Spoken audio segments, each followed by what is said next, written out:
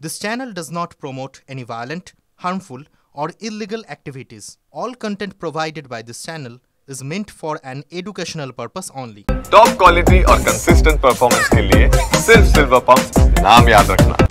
এদিকে আজ সকাল থেকে রাজ্য রাজনীতিতে চর্চার বিষয়কে অক্সফোর্ড অনুমোদিত কেলগ কলেজে মুখ্যমন্ত্রী মমতা বন্দ্যোপাধ্যায় ভাষণ দেওয়ার সময় যে সাময়িক বিশৃঙ্খল পরিস্থিতি তৈরি হলো সেই বিশৃঙ্খল পরিস্থিতির দিকে নজর রাখতে হবে, কারণ সেখানে আরজিকর নিয়ে প্রশ্ন করা হয়েছিল মুখ্যমন্ত্রীকে। এটা বিচারাধীন বিষয়, রাজনীতিকরণের চেষ্টা করবেন না, মাথা ঠান্ডা রেখে মন্তব্য Mamata Bandyopadhyay.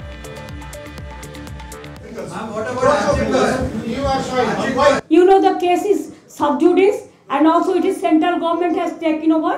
It is not with us. Please don't do politics here. It is not a political state that you can do it with me in my state, not here. And you know better than me the crowd funding and all. আর প্রথমেই বলছিলাম জোর চর্চা, জোর আলোচনা। স্বাভাবিকভাবে বিজেপির প্রাক্তন রাজ্য সভাপতি দিলীপ ঘোষ তিনি এই পুরো বিষয়টা নিয়ে কি বলছেন শুনুন। আমি আগেই বলেছিলাম যে যাচ্ছেন বিদেশ ভালো, কিন্তু আরজিকর নিয়ে প্রশ্ন করলে কি উত্তর দেবেন ঠিক করে যান, কারণ ওনার কাছে প্রশ্নের উত্তর নাই। তো লেনা কো দেনা পড় গিয়া, গেলেন কিছু করতে, এলেন ব্রিটিশদের এত প্রশংসা করলেন, কিছু কোনো লাভ হলো না। উনি ভাবছেন যে ব্রিটিশদের প্রশংসা করলে বোধহয় এখানে ইনভেস্টমেন্ট চলে আসবে, অনেক টাকা আসবে, কিছুই না। তাদেরই হাঁড়ি মানে কি ভাতের হাঁড়িতে ভাত নেই, ভাঁড়ে মা ভবানী, তারা পশ্চিমবাংলায় কি ইনভেস্ট করবে?